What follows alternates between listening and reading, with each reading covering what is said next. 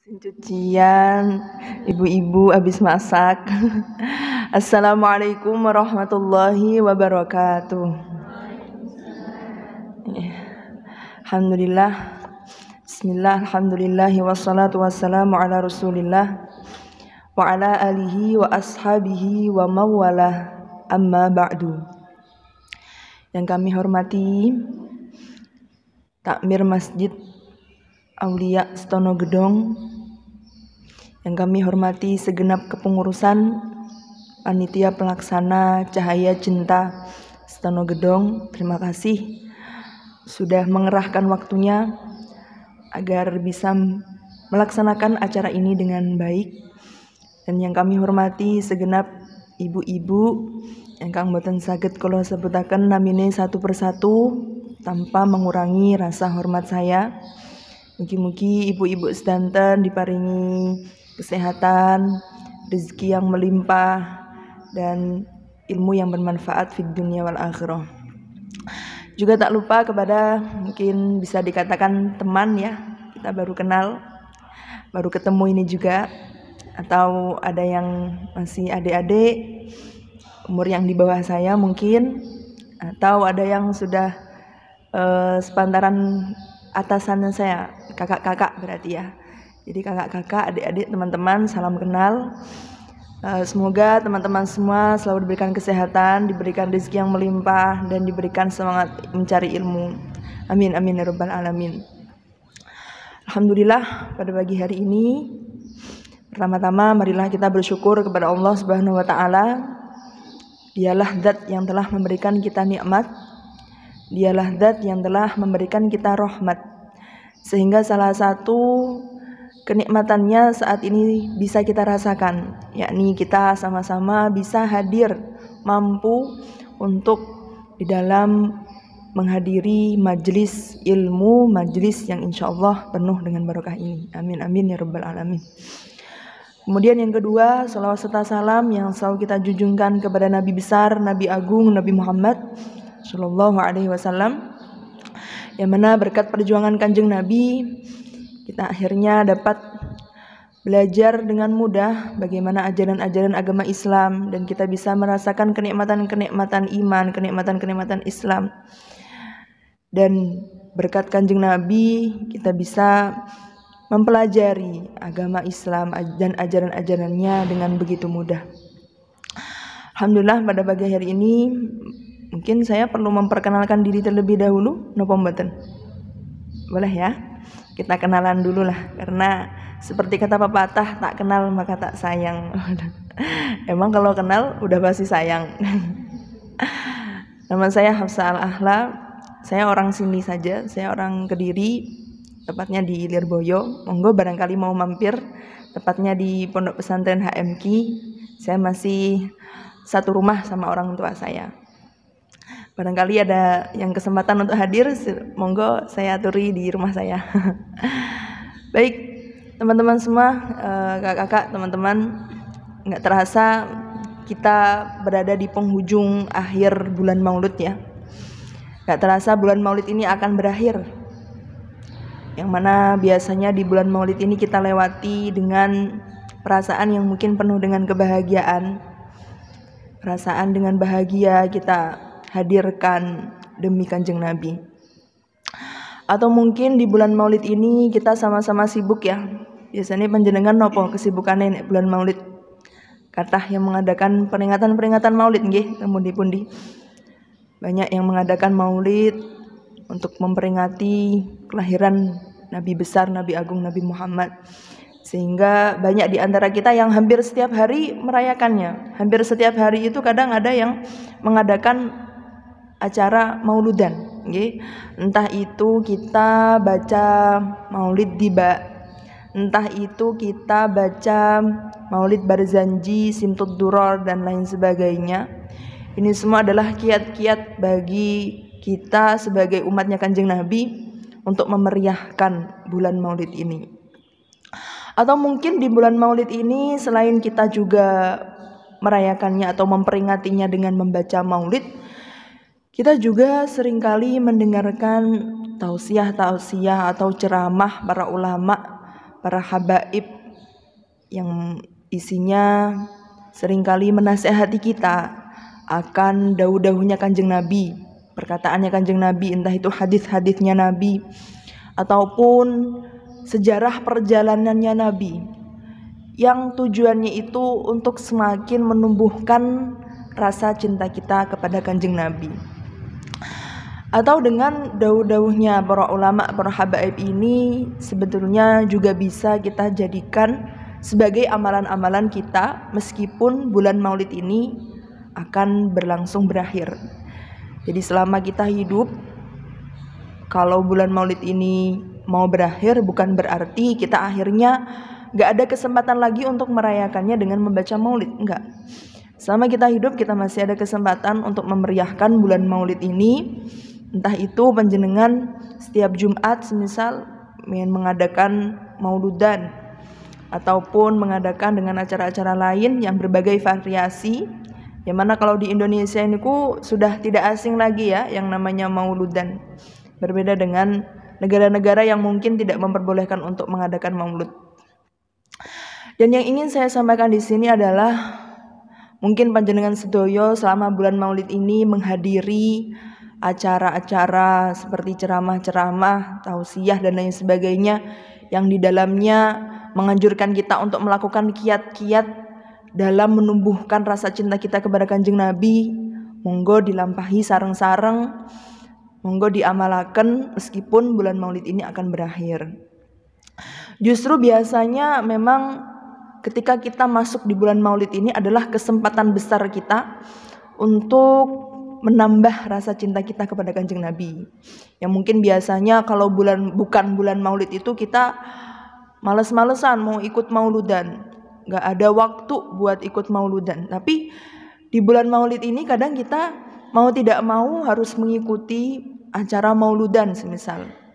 Atau mau tidak mau kita akhirnya ikut temannya untuk sama-sama merayakan bulan Maulid, yang di dalamnya juga ada ceramah-ceramah mungkin dari para ulama, para habaib yang menganjurkan kita untuk melakukan kiat-kiat dalam menumbuhkan rasa cinta kita kepada Kanjeng Nabi.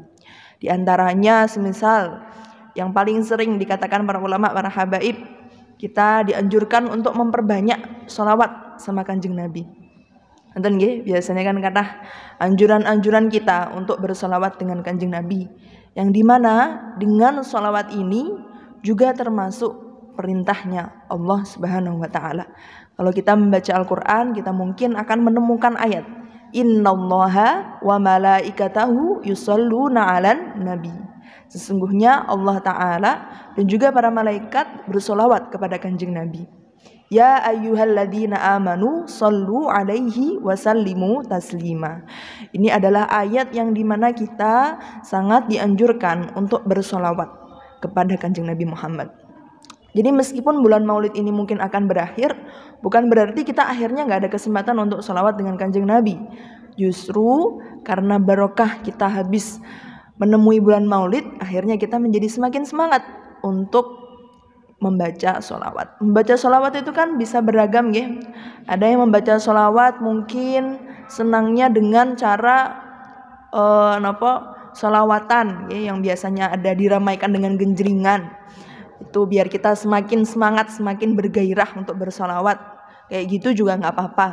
Atau misalnya wah saya gak sempat nih mau ikut acara-acara begituan, sholawat sendiri pun juga bisa. Bahkan bisa lebih simpel, semisal dengan kata-kata Sallallahu ala Muhammad. Ini bisa kita amalkan. Entah itu kita membaca sholawatnya sambil nyapu misalnya, entah itu kita membaca sholawatnya sambil bersih-bersih, sambil nyuci-nyuci dan lain sebagainya. Ini bisa kita lakukan. Bahkan sholawat itu sendiri, itu saling utamanya kita membaca sholawat. Sampai-sampai kalau kita lagi sibuk apapun itu, tapi mulut kita bersolawat, meskipun hati kita itu belum nyampe ya. Misalnya hati kita kemana-mana, mikirin apapun itu, entah itu perkara duniawi ataupun perkara ukhrawi, tapi selama kita bersolawat, itu tetap bernilai ganjaran di mata Allah dan dibalas 10 kali lipat. Dan ini tentunya akan menjadi amalan yang sangat banyak sekali faidahnya. Makanya di antara lain kadang ulama itu juga menasihati kita, perbanyak sholawat itu fadilahnya di antara lain juga bisa membuat hajat kita semakin mudah. Ya, hajat kita semakin mudah. Makanya kadang kita seringkali mendengar istilah sholawatin dulu, begitu ya. Kita pengen apa? Kita pengen beli HP baru, sholawatin dulu. Kita pengen dapat suami yang solih, sholawatin dulu. Setiap kali ada laki-laki ganteng kita langsung ngomong sallallahu alaihi wasallam. Harapan kita menjadi seperti itu. Jadi istilah sholawatin dulu tuh kita memang benar, itu benar nyatanya bahwa di antara fadilah untuk mendapatkan apa yang kita mau adalah dengan bersolawat salah satunya. Atau semisal di antara lain nasihat para ulama kalau tidak bersolawat semisal nopo berbahagia. Ya, berbahagia. Mungkin kita juga sering kali mendengar nasihat-nasihat bagaimana kita harus menghadapi bulan Maulid ini dengan perasaan bahagia. Dengan perasaan bahagia. Sampai-sampai seorang ulama yang namanya itu Al-Hafidz Nasiruddin Muhammad Syamsuddin pernah membuatkan syair. Yang syairnya ini artinya adalah kalau orang yang jelas-jelas jahat seperti Abu Lahab, yang jelas-jelas dia disiksa di dalam api neraka selamanya, diberikan keringanan khusus pada hari Senin karena dia pernah berbahagia atas lahirnya Kanjeng Nabi. Lantas bagaimana seorang muslim yang jelas-jelas muslim dan dia meninggal dalam keadaan muslim dan dia berbahagia sepanjang hidupnya atas lahirnya Kanjeng Nabi. Jadi orang yang jelas-jelas jahat kayak Abu Lahab ya, kita tahu Abu Lahab itu orang yang paling menentang Kanjeng Nabi, sampai diabadikan di dalam Al-Quran bahwa Abu Lahab ini memang akan jelas-jelas disiksa di api neraka, tapi dia diberikan keringanan khusus di hari Senin. Dia akan mengeluarkan air di sela-sela jarinya, ini bentuk keringanan azab karena dia pernah berbahagia atas lahirnya Kanjeng Nabi. Lantas bagaimana ketika seorang muslim yang berbahagia sepanjang hidupnya atas lahirnya Kanjeng Nabi? Dan di dalam Al-Quran pun juga diterangkan tentang anjuran kita untuk berbahagia atas lahirnya Nabi. Kalau kita baca Al-Quran mungkin kita akan menemukan suatu ayat, Qul bifadlillahi wa birahmatihi fabidzalika falyafrahu huwa khairum mimma yajma'un. Yang artinya, katakanlah Muhammad, bifadlillah, dengan keutamaan Allah. Keutamaan Allah ini diartikan sebagai ilmu-ilmunya Allah. Wa birahmatihi, dan rahmat-rahmatnya Allah, yang juga diartikan sebagai kelahirannya Kanjeng Nabi, karena rahmat yang paling agung adalah lahirnya Kanjeng Nabi. Fabidzalika, dan dengan itu, dengan fadlnya Allah dan rahmatnya Allah, falyafrahu, hendaklah mereka berbahagia. Dan dengan kebahagiaan itu, huwa khairum mimma yajma'un, itu lebih baik, lebih bagus daripada apa yang selama ini mereka kumpulkan. Jadi artinya berbahagia itu juga dianjurkan, hanya cukup dengan berbahagia. Kita kalau mau bahagia atas lahirnya Kanjeng Nabi, kita nggak perlu mengeluarkan uang untuk itu. Cukup dengan berbahagia saja. Kita sudah bisa mendapatkan anjuran-anjuran yang memang diajarkan juga di dalam Al-Quran. Atau semisal kalau tidak dengan sholawat ataupun dengan berbahagia, mungkin dengan dawuhnya ulama yang lain, yang biasanya ulama ini juga menganjurkan kita untuk membaca Al-Quran, memperbanyak zikir dengan membaca Al-Quran, yang mana zikir yang paling utama adalah membaca Al-Quran, itu juga bisa. Karena anjuran untuk membaca Al-Quran juga ada di dalam Al-Quran. Utlu ma uhiya ilaika minal kitabi wa aqimus shalah. Utlu ma uhiya, bacalah kitab yang diwahyukan kepadamu. Ini semua adalah anjuran-anjuran para ulama, para habaib yang mungkin bisa kita lakukan meskipun bulan Maulid ini akan berakhir. Dan dengan melakukan atau mengamalkan atau mempraktikkan dawuhnya para ulama, ini juga termasuk sebagian dari ketaatan. Dan tentu ketaatan itu adalah hal yang diwajibkan bagi kita semua sebagai orang muslim yang mukallaf. Kalau di dalam Al-Quran kita juga akan menemukan ayat Ya ayyuhalladzina amanu ati'ullaha wa ati'ur rasul wa ulil amri minkum, yang artinya, wahai orang-orang yang beriman, bertaatlah kamu kepada Allah dan taatilah kepada Rasulullah. Ini juga anjuran di dalam Al-Quran, bahwa kita diwajibkan untuk taat kepada Allah dan juga Rasulnya. Sebagaimana kita diwajibkan taat kepada Allah, kita juga diwajibkan untuk taat kepada Rasulullah. Makanya Kanjeng Nabi juga pernah dawuh, qala Rasulullah sallallahu alaihi wasallam, Man ata'ani, barang siapa yang taat kepadaku, faqad ata'allah, maka dia sejatinya taat dengan Allah. Wa man asani, dan barang siapa yang bermaksiat, maksudnya itu mendurhakai Kanjeng Nabi, mendurhakaiku, faqad asallah, maka sejatinya dia telah mendurhakai Allah. Lantas kemudian apa yang didapatkan bagi seseorang yang mau taat kepada Allah dan juga Rasulnya? Di Al-Quran pun juga menjawabnya. Wa may yuti'illaha wa rasulahu yudkhilhu jannat. Barang siapa yang taat dengan Allah dan Rasulnya, maka dia akan dimasukkan ke dalam surga. Yudkhilhu jannat tajri min tahtihal anhar khalidina fiha. Surga yang di dalamnya terdapat sungai-sungai yang mengalir dan dia selamanya di sana. Wadzalikal fawzul azim, dan itu termasuk dari keberuntungan yang sangat agung.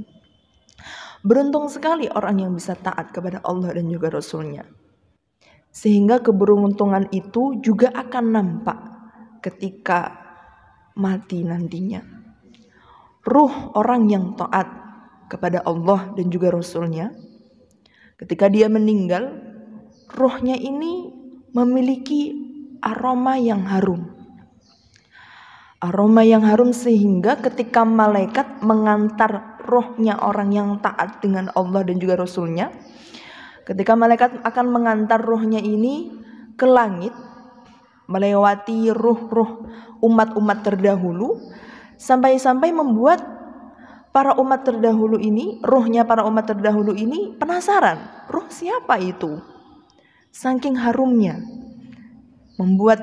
memikat perhatian ruh umat terdahulu. Ruh siapa itu kok harum banget? Biasanya kan memang kalau yang beda sendiri pasti kan akan dibuat sorotan ya bagi yang lain. Kemudian malaikat pun menjawab, ini ruh si fulan. Malaikat membawa ke langit. Sehingga ketika malaikat sampai di langit yang pertama, para malaikat yang menjaga langit itu membukakan langit untuk ruh orang yang taat kepada Allah. Sampai-sampai dibawa hingga ke langit yang ketujuh. Kemudian Allah berfirman, masukkanlah nama orang ini ke dalam Illiyin. Kemudian juga dikatakan kepada para malaikat, bawalah ruh ini ke bumi. Sesungguhnya aku telah berjanji bahwa aku menciptakan manusia dari bumi dan aku akan kembalikan mereka dari bumi dan aku akan bangkitkan juga dari bumi. Jadi ruhnya orang yang taat dengan Allah itu dari awal saja sudah mendapatkan perhatian yang lebih, sudah mendapatkan privilege dari para malaikat, dianterin sama malaikat, dibukakan langit sama malaikat sampai nyampe ke langit ketujuh, hingga sama Allah pun juga dimuliakan dengan cara yang halus. Kemudian ruh itu dikembalikan ke bumi, ke tempat liang lahat. Dan sesampainya di liang lahat, sebagaimana pada umumnya orang yang dikubur pasti akan ditanyai oleh malaikat yang punya pertanyaan-pertanyaan yang akan bisa dijawab hanya orang-orang yang tertentu. Para malaikat datang, 2 malaikat datang mendatangi ruh orang yang taat tersebut dan menyuruhnya untuk duduk karena akan ditanyai dengan pertanyaan-pertanyaan. Kita tahu ya pertanyaan para malaikat ketika di alam kubur. Pertanyaannya yang pertama, siapa Tuhanmu dan apa agamamu. Kita sudah diajarkan sejak dari kecil ya, bahwa memang di kubur itu kita ditanyai oleh malaikat. Sampai ada lagunya ya. Kalau ditanya siapa Tuhanmu, kalau ditanya apa agamamu itu. Jadi kan dulu dinyanyiin itu enggak? Saya dari kecil selalu dinyanyiin itu sama guru-guru TPA, jadi sampai sekarang saya sampai hafal. Nah, pertanyaan dengan seperti itu akan dilontarkan pada setiap ruh-ruh orang yang meninggal. Dan tentu orang yang taat kepada Allah, ruhnya ini bisa menjawab dengan baik dan benar. Tuhanku adalah Allah, agamaku agama Islam. Kemudian ditanya lagi sama malaikat, apa pendapatmu tentang laki-laki yang diutus untukmu? Kemudian ruh itu menjawab, dia adalah utusan Tuhan. Kemudian malaikat pun menjawab, dari mana kamu tahu akan itu? Kemudian ruh yang taat kepada Allah pun menjawab, bahwa telah datang secara jelas bukti-bukti dari Tuhan dan kami pun mengimaninya. Sehingga jawaban-jawaban yang benar seperti inilah Allah pun berfirman kepada para malaikat, sungguh hambaku telah menjawab dengan jawaban yang benar. Dan ketika ruh yang taat itu bisa menjawab pertanyaan dari malaikat, dia dipakaikan pakaian yang mulia dan digelarkan permadani dari surga. Dia diperlihatkan tempatnya di surga. Dia bisa melihat tempatnya di surga. Kemudian tidak hanya itu kenikmatan yang bisa dia dapatkan. Dia juga ditemani di kuburnya. Dia ditemani seseorang laki-laki dengan berpakaian yang baik, aromanya yang harum, berwajah tampan. Lantas laki-laki itu pun menghibur orang tersebut, ruhnya itu. Ini adalah balasan Allah kepadamu. Sungguh aku bersaksi demi Allah, engkau adalah orang yang sangat cepat dalam melakukan taat kepada Allah, dan engkau enggan melakukan maksiat. Akhirnya ruh yang taat kepada Allah itu berkata, ya Allah, segerakanlah kiamat agar aku bisa bertemu dengan keluargaku. Keberuntungan yang bisa didapatkan bagi ruh yang semasa hidupnya taat kepada Allah dan juga Rasul-Nya. Sebaliknya, kita ngomongin sebaliknya sekarang. Ruh yang tidak taat kepada Allah dan juga Rasul-Nya, dia mendapatkan perlakuan yang justru sebaliknya dari ruh yang taat kepada Allah. Pertama, dia ketika meninggal, Rasulullah juga pernah bercerita bahwa ruh orang yang gak taat sama Allah itu, jasad dan ruhnya ini dipisahkan sebagaimana besi yang bercabang yang dipisahkan dari bulu-bulu yang basah. Itu ibaratnya seperti itu. Dari awal saja malaikat ini udah menyambutnya dengan gak enak banget. Wahai orang yang bermaksiat kepada Allah, terimalah siksa dan azab Allah yang pedih. Itu dari awal saja sama malaikat udah gak dikasih privilege yang baik, udah gak dikasih sambutan yang baik. Awal-awal saja udah dikatain begitu sama malaikat. Hadapilah murka Allah dan siksa Allah untuk ruh-ruh yang tidak taat. Gak hanya itu, kalau ruh yang taat itu kan mengeluarkan aroma yang harum. Ruh yang tidak taat kepada Allah dan Rasul-Nya justru mengeluarkan aroma yang busuk, yang sampai membuat arwah-arwah yang lain ini penasaran juga. Ruh siapa ini kok baunya gak enak banget? Hanya dijawab sama malaikat, ini adalah ruh si fulan. Sama seperti ruh yang taat, ruh yang tidak taat ini juga akan dibawa ke langit. Belum sampai langit ke-7, ruh yang gak taat sama Allah dan Rasul-Nya baru nyampe langit dunia. Malaikat udah gak mau membukakan pintu untuknya. Kemudian dia dilemparkan dari langit ke liang lahatnya. Sebagaimana juga dikatakan di dalam Al-Quran, wa may yusyrik billahi faka'annama kharra minas sama. Barang siapa yang menyekutukan Allah, maka seakan-akan dia dilemparkan dari langit. Bagaimana sakitnya itu. Dan ketika dia sampai ke liang lahat, seperti ruh yang lain pada umumnya, dia didatangi oleh malaikat dengan wajah yang garang, malaikat yang galak, yang menghardiknya untuk duduk dan diberikan pertanyaan-pertanyaan seperti ruh-ruh yang lain. Siapa Tuhanmu dan apa agamamu?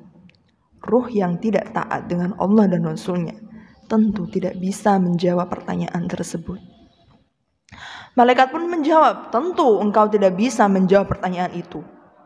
Sehingga Allah datangkan malaikat yang bisu dan tuli, membawa besi yang bisa merubah gunung yang asalnya gunung, dirubah menjadi abu, dirubah menjadi debu. Dia disiksa sehingga liang lahatnya itu menyempit, sampai-sampai tulangnya itu remuk karena tidak bisa menjawab pertanyaan dari malaikat. Na'udzubillah min dalik. Kemudian gak hanya itu, gak hanya dia diberikan aroma yang busuk, siksaan azab yang pedih, tapi dia juga ditemani laki-laki dengan paras yang tidak tampan, dengan baju yang kumuh, aromanya yang sangat busuk, tidak memberikan sambutan yang baik kepada ruh itu. Sehingga ruh itu tanya, siapakah engkau? Sesungguhnya aku melihat kamu itu seperti orang yang tidak membawa kabar yang baik untukku. Dan laki-laki itu menjawab, aku adalah jelmaan dari amal burukmu. Demi Allah, aku menyaksikan engkau sangat malas untuk taat kepada Tuhanmu, dan engkau sangat senang melakukan maksiat. Dan itulah yang didapatkan oleh ruh yang tidak taat kepada Allah dan juga Rasulnya. Dan dia dikembalikan ke jasadnya untuk menerima pukulan-pukulan yang berikutnya. Sungguh merugi orang yang tidak taat kepada Allah dan Rasulnya. Sehingga sampai di sini sudah dijadikan gambaran bagi kita semua. Itu tadi cerita yang memang saya kutip dari karangannya Hadratus Syekh Mbah Hasyim Asy'ari. Mriku wonten cerita adab kubur yang gara-gara memang tidak taat kepada Allah dan juga Rasulnya. Sehingga sudah sangat jelas sekali bagi kita seberapa penting kita taat dengan Allah dan juga Rasulnya.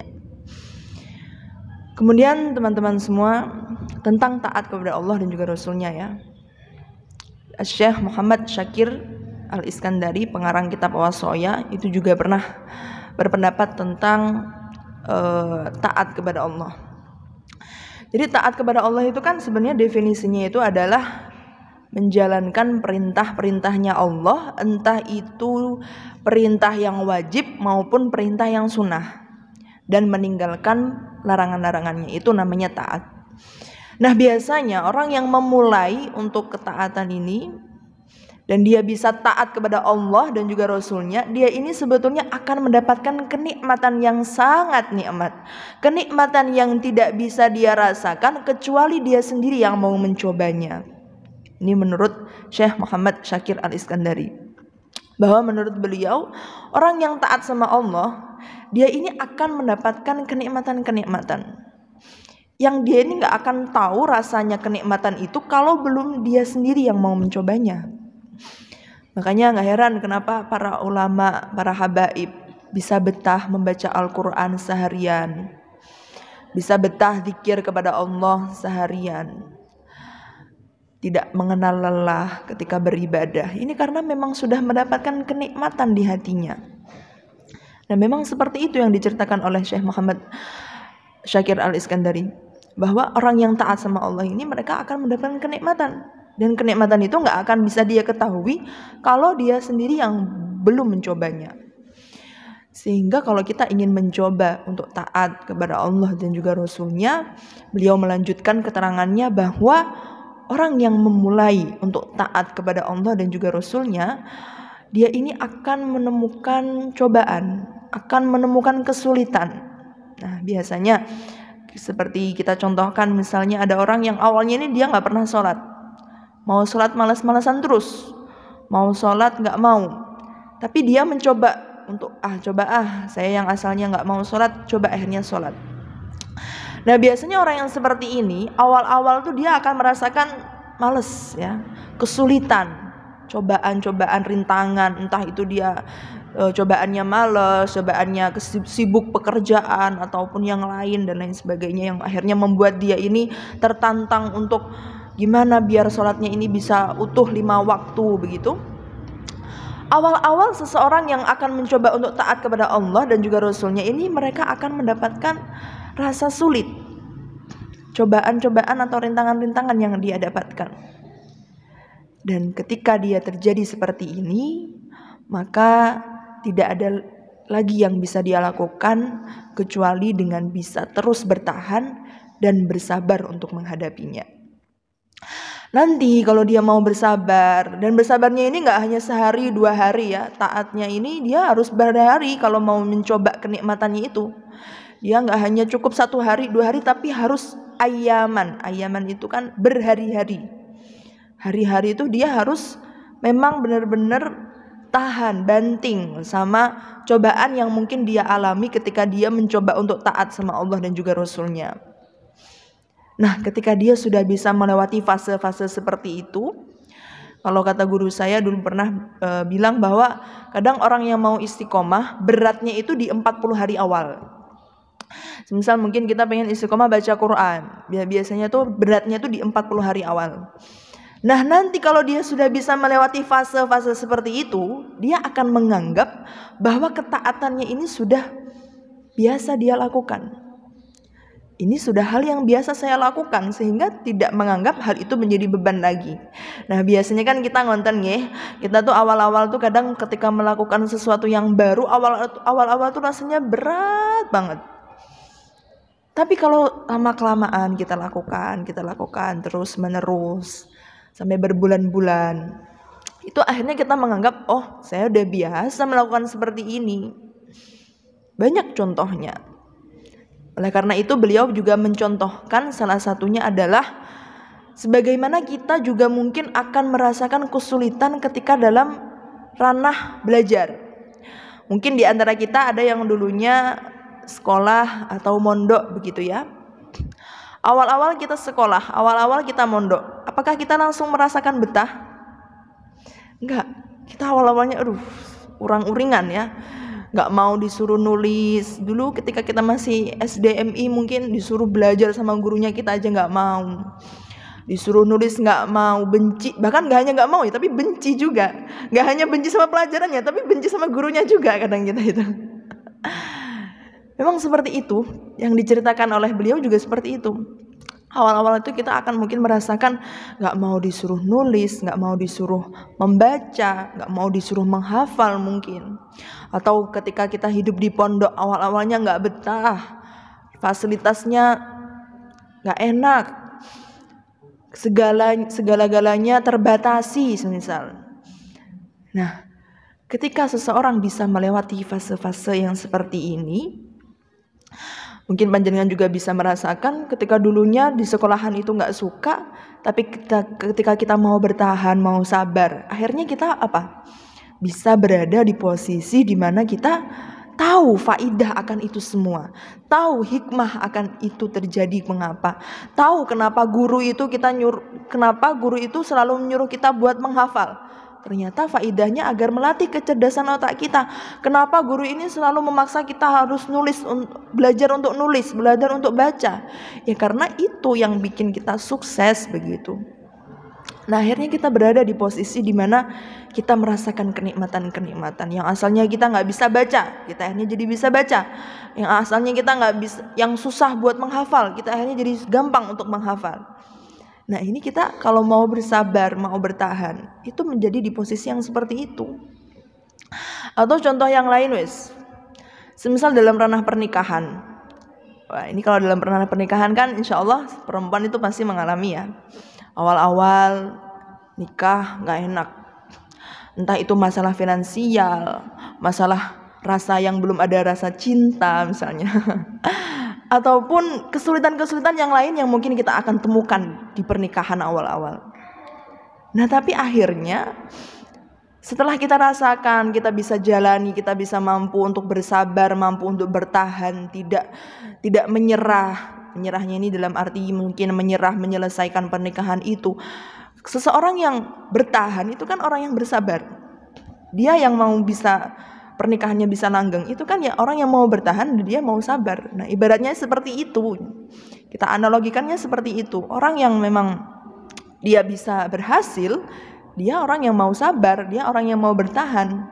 Nah, sebagaimana kita sabar dalam menghadapi cobaan, entah itu dalam ranah pernikahan ataupun dalam ranah belajar yang mungkin kita mengalami kesulitan, kita juga hendaknya bersabar untuk taat kepada Allah dan juga Rasul-Nya, yang mungkin suatu saat nanti kita bisa menemukan kenikmatan-kenikmatan taat kepada Allah dan juga Rasul-Nya. Niki adalah suatu gambaran yang jelas bagi kita semua kenapa kita harus taat, apa yang kita dapatkan ketika orang itu bisa taat, dan apa saja cobaan-cobaan yang kita alami ketika orang itu mencoba untuk taat. Kan banyak nih contoh-contohnya, sholat itu juga termasuk taat, puasa. Mungkin awal-awal orang yang nggak pernah puasa, dibuat puasa awal-awalnya susah. Tapi kalau seiring berkembangnya waktu, dia mau sabar, dia mau bertahan, akhirnya kan jadi suatu kebiasaan yang biasa dia lakukan. Ataupun membaca Al-Quran yang mungkin awal-awalnya, baca Quran susah banget, tajud-tajudnya nggak bisa dipahamin. Atau misalnya belum bisa baca karena bahasa Arab dan lain sebagainya. Ini semua kesulitan-kesulitan yang akan kita alami hanya di awal-awalnya saja. Dan ketika kita bisa melewati fase-fase itu semua, kita akan bisa merasakan kenikmatan-kenikmatannya. Itu tentang ketaatan.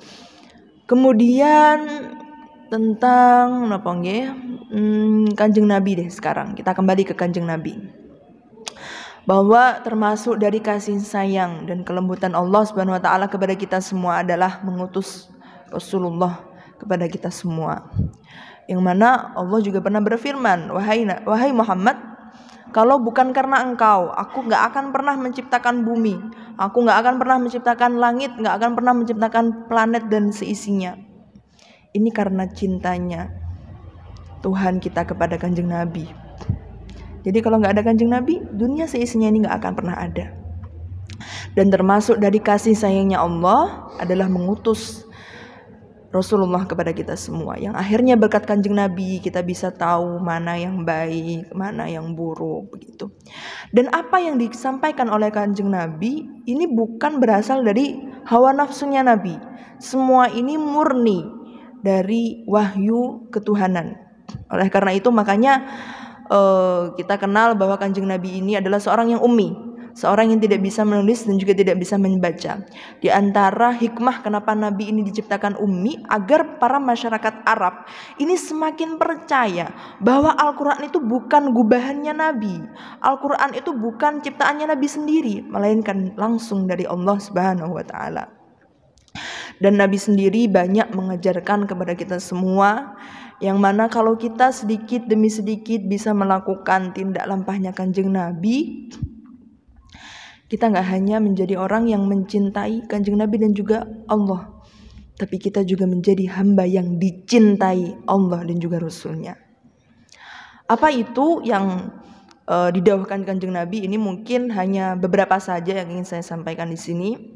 Pertama adalah tentang bagaimana karakter muslim yang utama.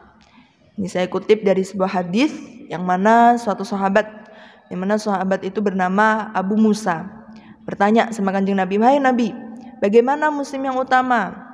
Kemudian Nabi pun menjawab, "Man salimal muslimun min lisanihi wa yadihi." Nabi menjawab seperti itu, yang artinya adalah muslim yang utama adalah seseorang yang selamat dari keburukan lisan dan tindakannya dan tangannya, lisan dan tangannya. Apa maksudnya?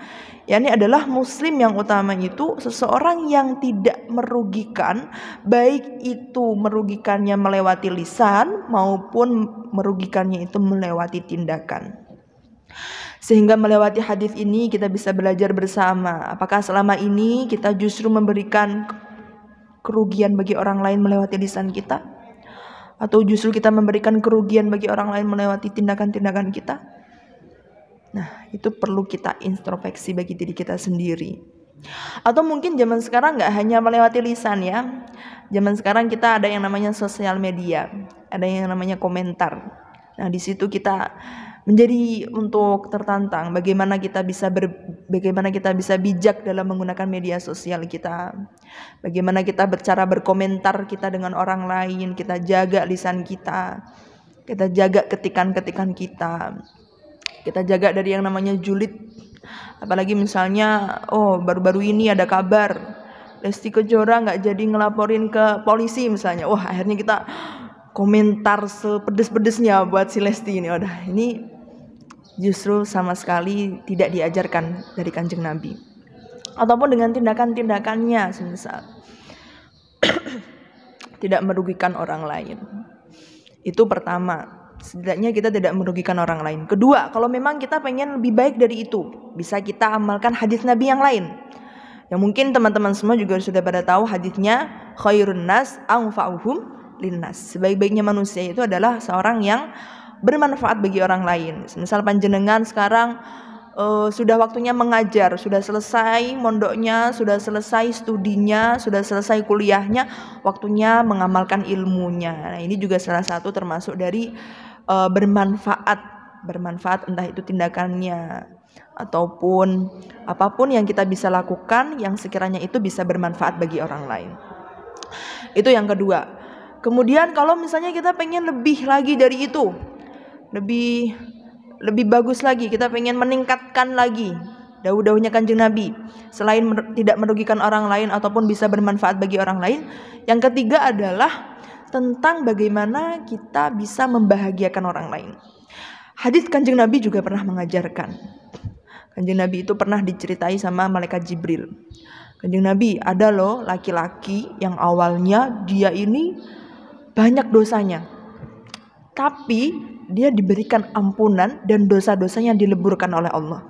Kanjeng Nabi penasaran, wah, kenapa? Atas dasar apa laki-laki itu bisa diampuni dosanya? Malaikat Jibril pun menjawab, diceritain sama malaikat Jibril kepada Kanjeng Nabi. Jadi gara-gara laki-laki ini itu punya anak di rumahnya. Nah, setiap laki-laki ini pulang bekerja, laki-laki ini menyambut anaknya dengan perasaan yang bahagia dan memberikan buah tangannya kepada anaknya, sehingga anaknya pun juga bahagia atas sambutan dari bapaknya ini. Nah, atas kebahagiaan anaknya itu akhirnya menjadi sebab kafaratud dzunub, sebab terhapusnya dosa-dosa bagi laki-laki ini gara-gara anaknya berbahagia. Gak hanya itu, Rasulullah juga pernah bersabda bahwa amalan yang paling disukai oleh Allah setelah melakukan berbagai hal kewajiban adalah dengan membahagiakan orang lain. Rasulullah juga pernah bersabda bahwa Allah mengutus 70.000 malaikat yang ditugaskan untuk memintakan ampun kepada seseorang yang membahagiakan orang lain. Sebegitu besar keuntungan yang bisa kita dapatkan ketika kita bisa membahagiakan orang lain. Cara membahagiakan pun juga dengan cara yang berbagai. Misalnya sekiranya itu tidak melanggar syariat. Misal kita mengucapkan kata-kata yang positif yang sekiranya bisa membuat teman kita ini menjadi bahagia. Wah, sekarang kamu tambah cantik ya, semisal. Tapi itu beneran ya, tulus dalam hati, nggak hanya ngomong di depan tapi di belakangnya kayak gitu. Beneran dengan kita mengucapkan rasa itu dengan ucapan tersebut dengan rasa yang tulus. Akhirnya kan lumayan kita bisa membahagiakan orang tersebut. Atau semisal idkholi surur yang lain. Semisal kita habis dikasih baju sama teman kita. Nah, biar teman kita ini bahagia, baju yang sudah dikasih sama teman kita itu dipakai. Makasih ya, bajunya bagus banget dan lain sebagainya. Nah, ini juga termasuk dari rasa kita agar orang lain ini bisa berbahagia. Atau dengan contoh yang lain, semisal kita kalau nggak bisa seperti itu ya menunjukkan sikap lah intinya. Kalau nggak bisa ngomong ya menunjukkan sikap yang rendah hati, tidak merasa yang paling baik sendiri. Semisal kita berada di lingkungan ada teman-teman yang lain, kita nggak ngerasa yang paling baik sendiri, kita nggak ngerasa yang paling mulia sendiri. Itu juga termasuk dari menghormati orang lain yang akhirnya bisa membuat orang lain bisa menjadi bahagia. Seperti itu. Ataupun juga dengan memberikan hak-haknya orang lain, menghormati mereka dengan panggilan yang sopan dan lain sebagainya, ini semua akan melegakan semua pihak. Sehingga ketika kita bisa melakukan hal ini semua, misalnya yang pertama, tidak merugikan orang lain. Atau kita balik ya, semisal kita nggak bisa memberikan kebahagiaan orang lain, setidaknya kita memberikan kemanfaatan bagi orang lain.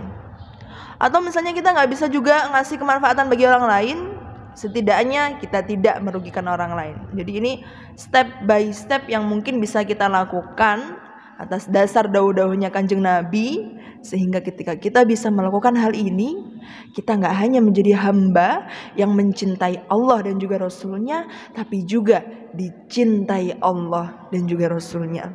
Karena untuk menjadi hamba yang dicintai Allah dan Rasulnya, itu juga dengan cara mengikuti Kanjeng Nabi. Sebagaimana di Al-Quran pun juga diajarkan, Qul in kuntum tuhibbunallah. Katakanlah Muhammad kepada mereka, kalau kamu semua mengaku cinta sama Allah, fattabi'uni, qul in kuntum tuhibbunallaha fattabi'uni, maka ikutilah aku, ikutilah Kanjeng Nabi. Ya, dengan cara mengikuti dawuh-dawuhnya Kanjeng Nabi apa saja yang mungkin bisa kita lakukan. Dan kalau dia bisa mengikuti Kanjeng Nabi, maka balasan yang dia dapat adalah yuhibbukumullah. Allah akan mencintai kalian semua, wa yaghfir lakum dzunubakum, dan gak hanya dicintai tapi juga diampuni dosa-dosanya. Itu adalah balasan yang bisa didapatkan bagi seseorang yang mulai dari taat sama Allah, menjalankan perintah-perintahnya ataupun kesunahan-kesunahannya. Sangat beruntung sekali orang yang bisa melakukan hal seperti itu.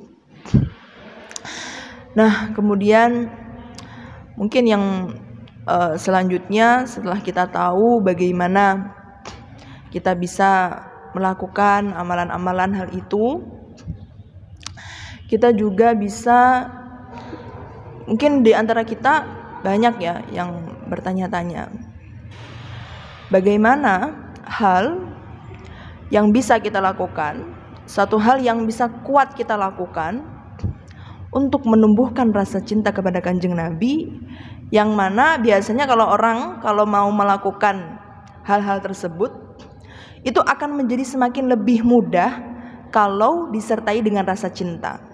Ya, yang mana tadi juga sedikit demi sedikit sudah saya sebutkan apa saja yang sudah diajarkan sama Kanjeng Nabi kepada kita, yang mana bagi seseorang yang bisa melakukan hal itu tentu akan bisa membawa kemanfaatan bagi lingkungan sekitarnya.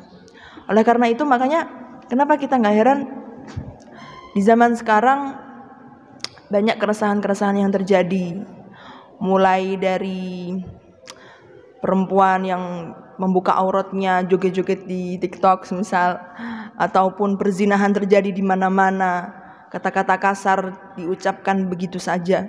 Ini semua kan terjadi karena alasannya satu, tidak mengikuti Kanjeng Nabi. Dua, dia punya ilmu tapi dia tidak mau mengamalkannya. Alasannya sesepele itu. Jadi makanya kalau kita pengen membawa zaman yang, atau membawa dampak bagi bangsa kita atau lingkungan kita, setidaknya kita bisa melakukan dawuh-dawuhnya Kanjeng Nabi, dan itu akan menjadi lebih mudah kalau kita sedikit demi sedikit mencintai Kanjeng Nabi. Apa hal yang bisa kita lakukan agar kita bisa menumbuhkan rasa cinta kepada Kanjeng Nabi? Yang mana Kanjeng Nabi ini kita nggak pernah melihat Kanjeng Nabi. Bagaimana kita menumbuhkan rasa cinta kepada seseorang yang tidak pernah kita lihat? Bagaimana kita bisa menumbuhkan rasa cinta kepada orang yang tidak pernah kita temui, bahkan kita sapa aja nggak pernah? Bagaimana? Salah satunya adalah dengan semakin kenal dengan Kanjeng Nabi. Sebagaimana tadi yang saya katakan ya, tak kenal maka tak sayang. Gak hanya itu, di pepatah Arab itu juga ada yang bunyinya jubilal insan ala hubbi man ahsana ilaih, yang artinya wataknya manusia, mereka akan mencintai seseorang yang punya jasa baginya. Dan itu otomatis, sadar nggak sadar, dia itu akan mengalir rasa cinta itu, rasa sayang itu. Gitu ya, kadang-kadang kita kalau ada teman kita yang mungkin berjasa dengan kehidupan kita, wah dia ini setiap hari nganterin makanan buat saya, dia ini udah nemenin saya ngerjain ujian skripsi misal. Nah kita kan secara nggak sadar kadang kita akhirnya jadi sayang sama dia, karena wataknya manusia emang seperti itu, dia akan mencintai seseorang yang punya jasa dengan dia. Nah sekarang kalau kita sadar jasa-jasa Rasulullah yang sudah Rasulullah lakukan kepada kita, tentu seseorang ini akan bisa menumbuhkan rasa cintanya kepada Kanjeng Nabi. Dia akan sadar bahwa Kanjeng Nabi sebegitu banyak besar jasa-jasanya kepada para umatnya. Kalau kita ngerasa kita nggak punya pakaian, biasanya kan perempuan seperti itu ya. Kalau mau kondangan, aduh nggak punya baju, padahal bajunya selemari. Kalau kita ngerasa nggak punya pakaian, ingat sama Kanjeng Nabi yang selama hidupnya Nabi ini cuma punya 2 helai pakaian. Kalau kita ngerasa kita nggak suka sama makanan, ingatlah Kanjeng Nabi yang Nabi ini pernah tidak makan 3 hari 3 malam. Kalau kita ngerasa ada orang yang benci sama kita, maka ingatlah Kanjeng Nabi yang selalu memaafkan orang-orang yang tidak suka dengan Kanjeng Nabi. Kalau kita ngerasa ada orang yang gak suka sama kita, maka ingatlah Kanjeng Nabi yang mana beliau selalu mendoakan orang-orang yang menghinanya. Kalau kita ngerasa kita pengen dapat balasan atas perbuatan-perbuatan yang kita lakukan, entah itu balasan dari orang, manusia dan lain sebagainya, maka ingatlah sama Kanjeng Nabi bahwa balasan ganjaran yang terbaik hanyalah dari Allah Subhanahu wa taala. Jadi cukuplah dengan tauladan Kanjeng Nabi ini semakin membuat kita cinta dengan Kanjeng Nabi, semakin kita kenal sama Nabi, semakin kita akan menemukan rasa sayang kita bersama Kanjeng Nabi. Begitu. Jadi teman-teman semua, memperingati hari lahirnya Kanjeng Nabi ini bisa saja hari ini, bisa saja besok, bisa saja kapanpun, dimanapun, gak ada batasannya. Karena memperingati hari lahirnya Kanjeng Nabi itu lebih dari apapun. Meneladani kepribadiannya Nabi yang mulia, ini juga termasuk dari mempertinggi hari lahirnya Kanjeng Nabi. Juga dengan melanjutkan cita-cita Nabi yang luhur, cita-cita kemanusiaan yang universal, membebaskan manusia terhadap pemujaan terhadap berhala-berhala, harta benda, kekuasaan, praktik-praktik penindasan dan diskriminasi, melakukan pembelaan terhadap orang-orang yang lemah, melakukan pembelaan terhadap orang-orang yang miskin, orang-orang yang tersingkirkan, membangun kehormatan sesama manusia, menjalin relasi antar manusia dengan jalinan kasih cinta yang tulus, dan berlaku adil terhadap siapapun. Ini juga termasuk dari mempertinggi hari lahirnya Kanjeng Nabi. Bukankah kita semua punya cita-cita yang sama, cita-cita yang agung? Kita semua pengen kumpul sama Kanjeng Nabi di surganya kelak. Bukankah itu cita-cita semua orang? Bukankah itu cita-citanya para sahabat? Bukankah itu juga cita-citanya para ulama? Yang mana Habib Ali Al-Habsyi, pengarang Simtud Durar, pernah berkata, surga, tidak ada yang membuat aku tertarik oleh surga, tapi aku tetap meminta surga karena kekasihku di sana. Imam Rafi'i ketika ditanya sama muridnya, wahai Imam Rafi'i, sifatkanlah kepada kami bagaimana sifat surga, agar kita termotivasi untuk melakukan kebaikan sehingga kebaikan itu bisa membawa kami ke dalam surga. Apa jawaban Imam Rafi'i? Jawaban Imam Rafi'i sesimpel itu. Di dalam surga ada Kanjeng Nabi. Udah. Jadi motivasi kita melakukan kebaikan itu sebenarnya ya karena Kanjeng Nabi. Udah, itu aja. Jadi akhirnya kita yang asalnya mau berbuat keburukan jadi ingat, oh ya nanti gak jadi sama Kanjeng Nabi. Kita yang mau mencuri, oh ya nanti gak jadi sesurga sama Kanjeng Nabi. Adik-adik yang mungkin pengen pacaran, yang mungkin juga biasanya kan itu masa-masa pubertas ya, hubungan sama pacarnya iya, tapi hubungan sama Kanjeng Nabi nanti jadi putus. Nah makanya kalau melakukan kebaikan itu sebetulnya kita motivasinya cuma pengen satu, motivasi kita melakukan kebaikan adalah agar bisa bersama Kanjeng Nabi. Dan itulah mungkin yang bisa saya sampaikan kepada kita semua. Semoga saya panjenengan sedoyo bisa mengamalkan dawuh-dawuhnya Kanjeng Nabi dan bisa mempertinggi rasa cinta kita kepada beliau, Kanjeng Nabi Muhammad Shallallahu Alaihi Wasallam. Kurang lebihnya mungkin dari saya begitu saja. Kalau ada kata-kata yang kurang berkenan, saya minta maaf. Dan katanya tadi kemarin ada pertanyaan, tapi kayaknya nggak ada yang mau tanya ya. Masa ada yang mau tanya? Nggak ada kan? Ada sesi pertanyaan apa betul? Oh, ada sesi pertanyaan. Tapi jangan sulit-sulit ya kalau mau tanya. Monggo, kalau ada silahkan. Kalau nggak ada kita tutup acaranya. Setiap Ahad Wage sama Pahing.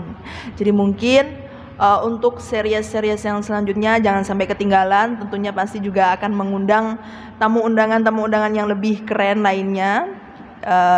Tetap pantangin terus Instagramnya. Ini jadi kayak promosi ya. Pantangin terus Instagramnya Cahaya Cinta Sono Gedong. Dan nantikan siapa tamu undangan yang berikutnya. Kurang lebihnya apa? Oh, juga ada mau harlah juga. Harlahnya tanggal kapan? Oh, November ya. Bulan November juga mau ada harlah yang memang ini sudah berjalan tahun kedua gitu. Tahun kedua. Jadi sebelumnya dulu saya juga pernah sebenarnya ngisi di sini. Ini kali kedua saya. Jangan lupa pantengin terus Instagramnya Cahaya Cinta Sono Gedong biar bisa tahu siapa pemateri yang berikutnya. Saya akhiri, kurang lebihnya mohon maaf, semoga bermanfaat. Assalamualaikum warahmatullahi wabarakatuh. Salam ala nabi sayyidina Muhammadin wa alihi wa sahbihi ajma'ina. Sallallahu wa sallama ala nabi sayyidina Muhammadin wa alihi wa sahbihi ajma'ina. Sallallahu ala nabi Muhammad.